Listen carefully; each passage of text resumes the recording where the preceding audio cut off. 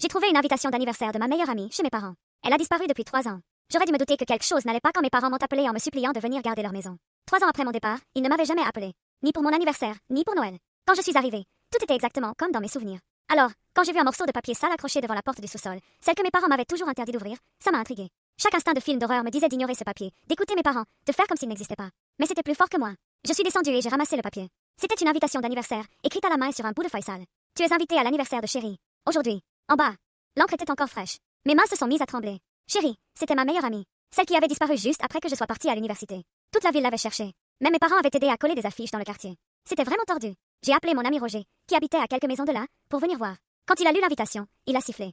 Waouh, c'est sacrément glauque. Où t'as trouvé ça? Je l'ai conduit au sous-sol. Il a frappé à la porte et a dit en plaisantant. Bonjour, on est là pour la fête. Je retenais mon souffle, espérant qu'il n'y aurait aucune réponse. Il n'y en eut pas. Je lui ai dit d'arrêter, mais Roger a sorti un petit outil de sa poche et a commencé à forcer la serrure. Roger, tu fais quoi? Mes parents ont dit que le sous-sol était plein d'amiante. Tu veux qu'on meure? Il n'a pas répondu, concentré jusqu'à ce que la serrure clique et tombe au sol. Le sous-sol avait l'air normal, une machine à laver, un sèche-linge, des décorations de Noël, une grande boîte en plastique. Mais le mur du fond semblait bizarre. Le panneau ne correspondait pas au reste. Roger a appuyé dessus, et soudain tout un PAN du mur a pivoté. Derrière, une autre porte, plus solide, avec un cadenas complexe. On a fini par le casser avec un marteau du garage.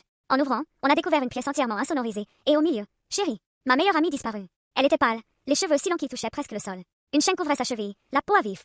Elle tenait un tuyau de métal, les yeux fous. Reculez, je vous préviens. Puis, en voyant Roger, elle s'est figée. Attends, vous n'êtes pas eux. Elle a lâché le tuyau et s'est mise à pleurer. Aidez-moi, s'il vous plaît. On l'a remontée à ma chambre et on a nettoyé ses blessures. Elle a demandé, d'une voix tremblante. Depuis combien de temps je suis partie? 3 ans, ai-je murmuré. Puis elle a raconté. Tes parents m'ont appelé. Ils disaient que tu m'avais envoyé un cadeau depuis la fac. Ils m'ont offert du thé et des biscuits. Puis je me suis sentie faible. Après ça, je me suis réveillée ici. Enchaînée. Torturée. Chaque nuit.